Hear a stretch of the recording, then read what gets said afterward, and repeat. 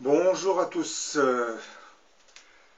Tariq Ramadan, qui jusqu'à présent niait avoir commis les viols dont on l'accusait, aurait finalement avoir admis avoir entretenu une relation avec la troisième plaignante française qui était surnommée Marie.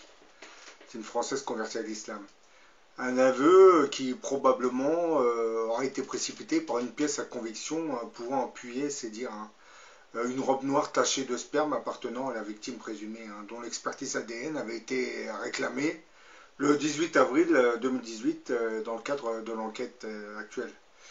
Suite à cet aveu, les soutiens de Tariq Ramadan, qui avait lancé le 16 mars 2018 une nouvelle cagnotte en ligne sur le site Lao Showgood pour financer son combat juridique, l'aurait finalement fermé le 19 avril, juste après l'annonce de cette relation, alors qu'elle atteignait la somme de 85 000 euros. Dans une de mes précédentes vidéos, je disais ce Tariq Ramadan devrait en fait s'excuser auprès de la communauté musulmane, hein, pour ses aventures extra-conjugales, hein.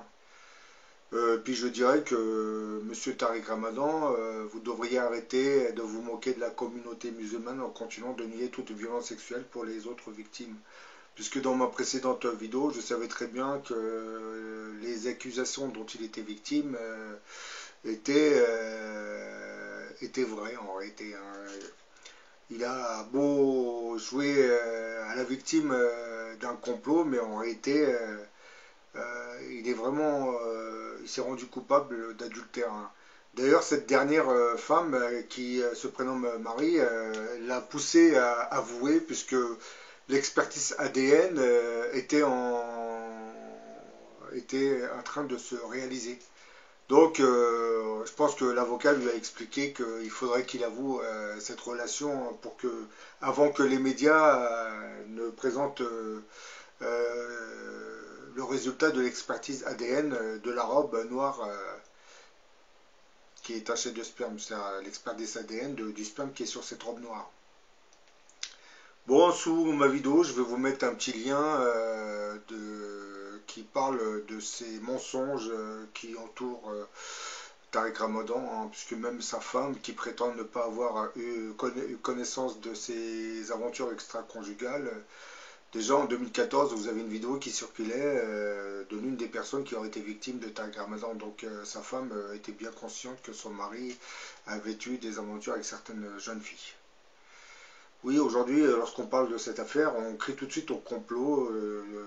Dans certains commentaires, tout le monde crie au complot contre Tariq Ramadan, le porte-parole de la communauté musulmane. Et vraiment, bon, je ne dis pas je ne parle pas du complot. Je dis que en réalité, ces opposants laïcs exploitent cette histoire, hein, pour le discréditer complètement.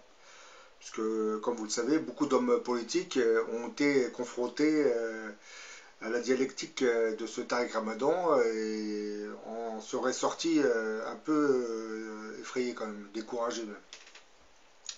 Puisque Tariq Ramadan, contrairement à Goumi, comme j'ai dit dans une précédente vidéo, hein, a une certaine rhétorique et il sait très bien répondre à ses opposants, hein, puisqu'il comprend très bien le français, hein, et il sait argumenter ses discours, contrairement à Goumi qui lui se contente de parler en accent maghrébin, j'allais dire, hein.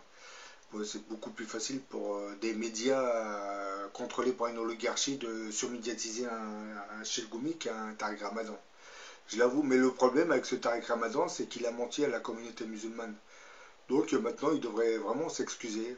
Pourtant, dans ma précédente, c'est dommage qu'il ne soit pas tombé sur ma précédente vidéo, peut-être qu'il l'aurait fait, mais bon.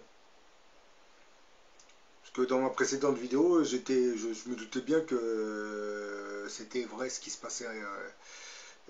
Quand on le voyait, d'ailleurs, il a pas fait une vidéo assez rapidement pour dénoncer le complot. Donc, monsieur était très très gêné concernant ces allégations de jeunes filles qui prétendaient avoir été violées par Tariq Ramadan. Bon, pour ce qui est du viol, je sais pas, mais peut-être qu'il a voulu, il les a violentées, hein, sexuellement parlant, hein. Bon, j'en ai fini, je vous fais cette petite vidéo pour vous dire que voilà, Tariq Ramadan aurait avoué avoir eu une liaison avec la troisième plaignante, hein, qui se prénommait Marie. Bon, je vous dis à la prochaine pour une autre vidéo. Je vous mettrai le lien dans les commentaires d'une vidéo où on parle de ces mensonges qui entourent la défense de Tarek Ramadan, surtout ses soutiens, hein, qui ont tendance à cacher certains faits pour protéger Tarek Ramadan, ouais.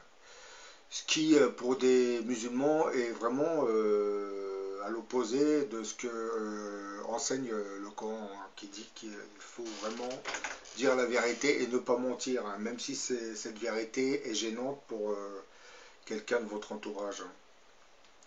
Qui plus est, quelqu'un qui est surmédiatisé, hein, et qui prétend avoir une vie exemplaire, hein,